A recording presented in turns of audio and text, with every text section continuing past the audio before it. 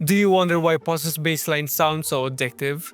It's not just the notes, it's the groove, it's the swing, and of course, some clever sound design tricks. Today I'm breaking it all down so you can create those basslines that hit just as hard.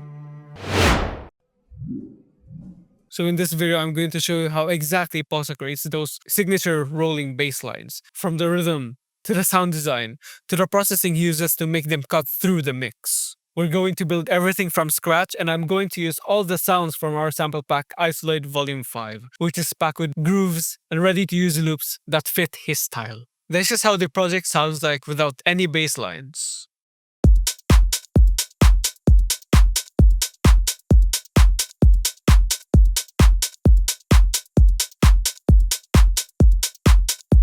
Let's add the only thing that we need for this project, which is operator. Now, first, let's create the groove, then we'll move on to the sound design part. Now let's create a MIDI track. So for this project, we're going to use F major. Now let's start creating the bass line.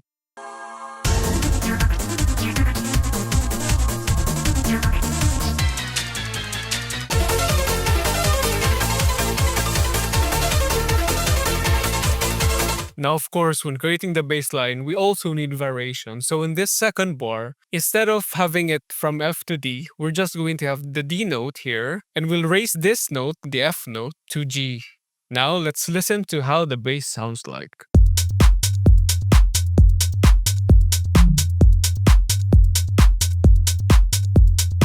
As you can hear, I'm focusing on short, bouncy notes that also give space for the drums to breathe. Notice how the rhythm locks into the kick and the percussion. That is key to PAWSA's style. Before we move on to the sound design, I'll also give you this one simple trick as well. So if we go here and search MPC grooves. Let's go to groove section in this in Ableton. Find the MPC 301661 and drag and drop it to the MIDI track. Now, of course, once that's added, let's add the global amount to 50%. And you might be asking, why did we add a swing effect to our MIDI track? The reason that we added that groove is because it gives us that human feel and that groove that we need to recreate PAWSA style. So let's move on to the sound design and processing part of this video. We'll remove the unnecessary oscillators on this operator. So first, let's focus on oscillator A. Now let's set a chorus to 0.5. Let's set the attack to 0.16. Let's start with the decay. Let's set it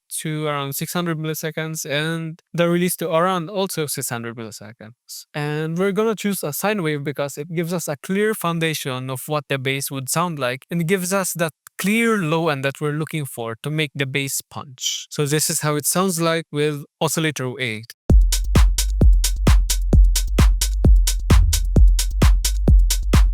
Very deep and very clear. Now let's move on to oscillator B. Of course, let's set it to 0.5, the chorus. And since there's no volume for the oscillator B, let's set it to -9. We'll also have the same attack as oscillator A. We'll have the decay to the default amount and the release around 200 ms. Now for the oscillator, we'll choose saw D. And you might be asking why.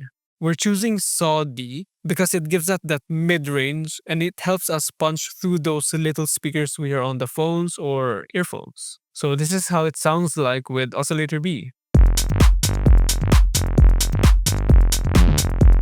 So let's move on to adding a low-pass filter on this sound. So let's set the frequency to around 1000 Hz and the resonance to 25%. And this is how it sounds like with the low-pass filter.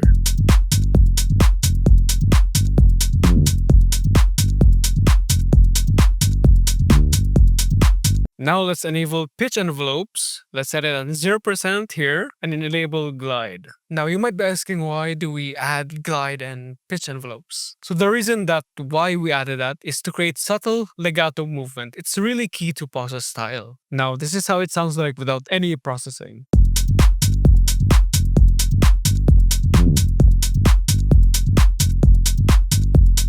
Now let's head over onto the processing side of this sound. The first thing we need for processing is saturator. Let's add subtle drive for harmonics, around 2.3 decibels.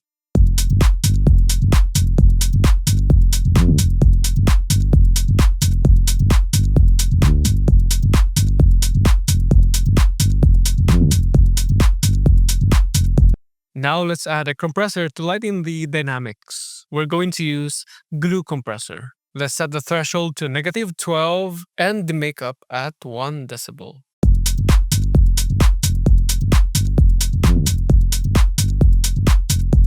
Now let's add one last compressor. So we're going to set the threshold at -17.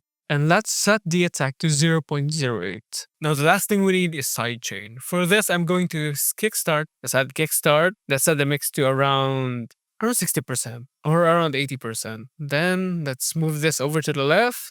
And this is how it sounds with the processing and the sound design.